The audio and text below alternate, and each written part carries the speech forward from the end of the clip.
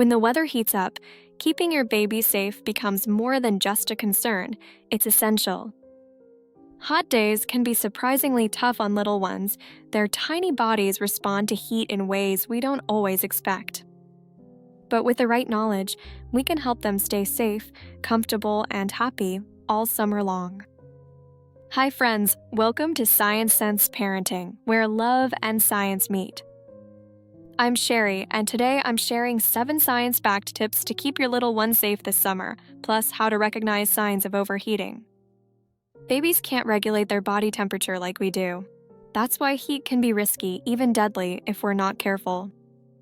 According to the American Academy of Pediatrics, extreme heat can cause dehydration, heat exhaustion, or even heat stroke in infants, especially if they're overdressed or left in hot environments for too long. Experts at Children's Hospital Colorado recommend keeping babies in well-ventilated, shaded, or air-conditioned spaces when temperatures rise. A good rule of thumb: if it's too hot for you, it's definitely too hot for your baby. When it comes to dressing your baby for the heat, less is more. Experts advise breathable cotton clothing in light colors and no more than 1 layer than what you're wearing yourself.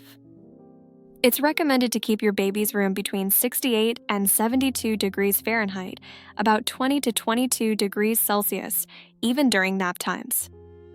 If needed, use a fan to circulate air. Just be sure it's not pointed directly at your baby. This one is heartbreaking. Never leave a child alone in a vehicle. Temperatures inside a car can soar 20 degrees Fahrenheit in just 10 minutes, even if the windows are cracked. Unfortunately, hot car deaths still happen, often from a forgotten baby in the back seat. Make it a habit to always check. So, what about sunscreen? Here's the deal. According to the AAP, sunscreen isn't recommended for babies under 6 months. Instead, rely on shade, wide-brimmed hats, and protective clothing. For older babies, use a broad-spectrum sunscreen with SPF 30 or higher.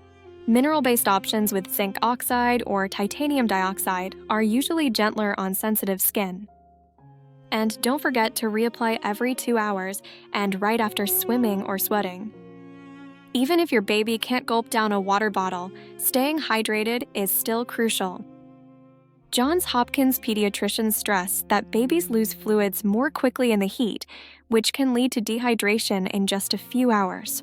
They recommend offering fluids regularly throughout the day, not just at mealtimes, since little ones often get so caught up in play, they forget to drink or may not even recognize that they're thirsty.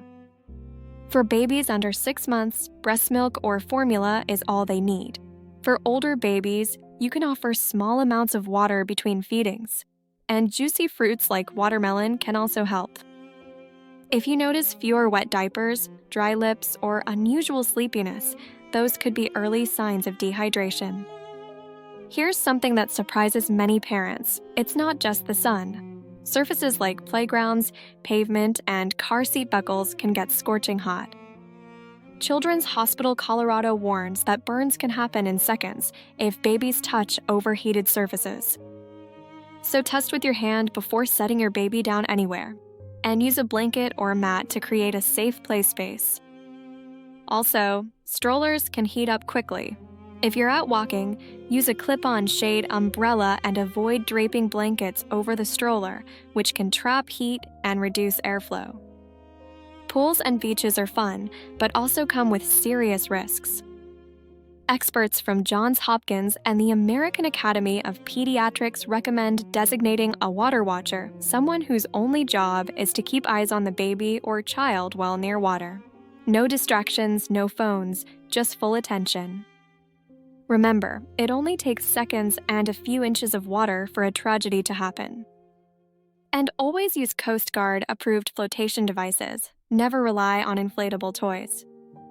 Now that we've gone over some key tips to keep our little ones safe in the summer, it's time to talk about something just as important: how to spot the signs of overheating. Babies can't tell us when they're too hot, but their tiny bodies have ways of letting us know. We just need to learn how to read those cues.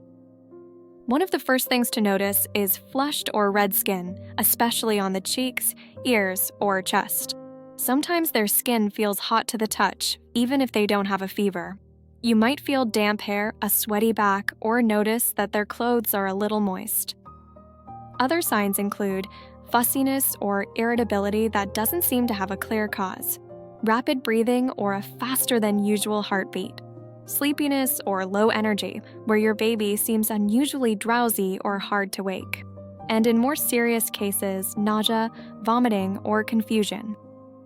And here's something that often surprises parents. Not all babies sweat much, even when they're overheating. So if your baby isn't sweating, that doesn't necessarily mean they're fine. It's all about watching their behavior, touching their skin, and tuning into those small changes. So there you have it, science-backed, practical tips to help you and your little one enjoy a safe, happy summer. It's not about doing everything perfectly. It's about being informed, prepared, and connected. If you found this video helpful, please give it a like and share it with another parent. And be sure to subscribe and tap the bell for more science-based parenting tips. If you're spending more time indoors this summer and wondering how screen time might affect your baby's development, I've linked a helpful video for you here. Thanks for spending a few minutes with me. And thank you for every thoughtful choice you make, every worry you carry, and every cuddle you give. You're doing amazing. Until next time, take care and keep shining.